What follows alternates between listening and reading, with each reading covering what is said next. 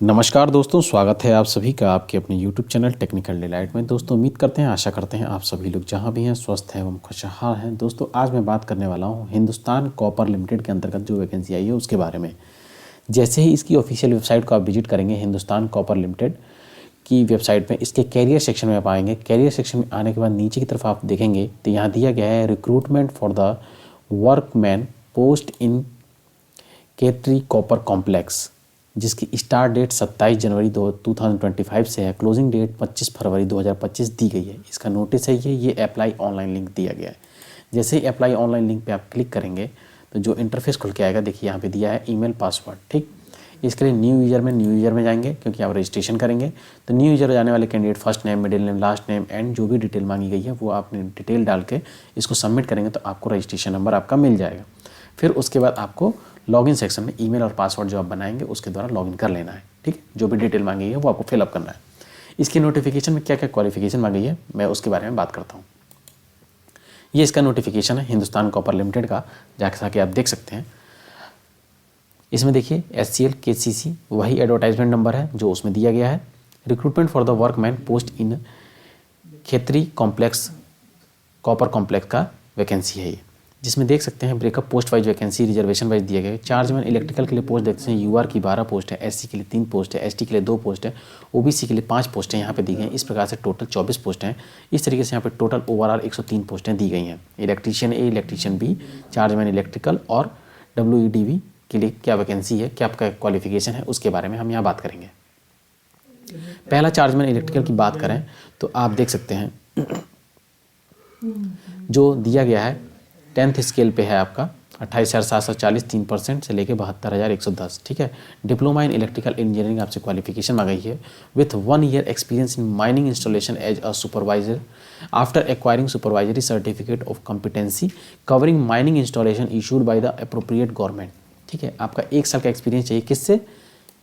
Mining से related, mining installation से related. ठीक है, या फिर आपके पास ITI हो, ITI किए हुए कैंडिडेट्स भी इसमें एलिजिबल हैं। उनके पास 3 साल का एक्सपीरियंस हो, किसमें? माइनिंग इंस्टॉलेशन में as a supervisor after acquiring the supervisory certificate at a competent covering mining installation issued by the appropriate government. उसके बाद क्लास 10th हो और 5 साल का एक्सपीरियंस हो, किसमें? Mining installation as a supervisor after acquiring supervisory certificate of competency covering mining installation issued by appropriate government. यहाँ पे दिया गया है, देखिए स्टेचुटरी सर्टिफिकेट दिया गया है, valid supervisory certificate of competency covering mining installation issued by the appropriate government. ये चीज़ें अगर आपके पास हैं तो आप इसमें एलिजिबल हैं अप्लाई करने के लिए।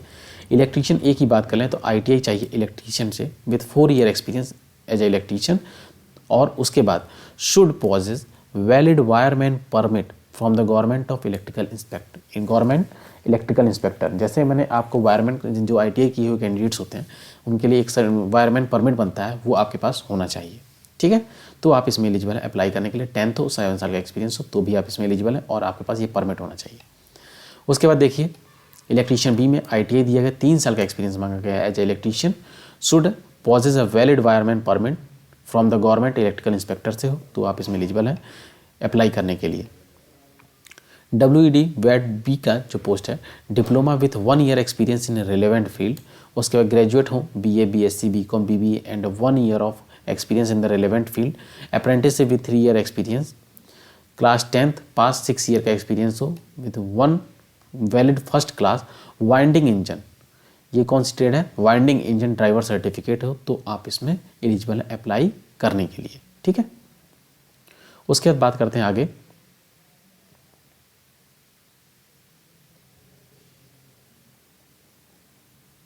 इसकी लास्ट डेट जो दी गई है वो 25/2/2025 टिल मिडनाइट, यानी रात के 12 बजे तक आप इसमें एलिजिबल होंगे अप्लाई करने के लिए। 27 तारीख को सुबह के 11 बजे से फॉर्म आवेदन शुरू हो चुका है। ठीक है,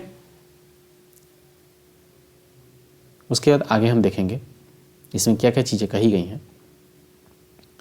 एज लिमिट की बात करें तो आप यहाँ का दिया गया cut off offer economic eligibility education qualification, जो भी आपकी क्वालिफिकेशन होनी चाहिए वो 1/1/2025 तक पूरी हो जानी चाहिए।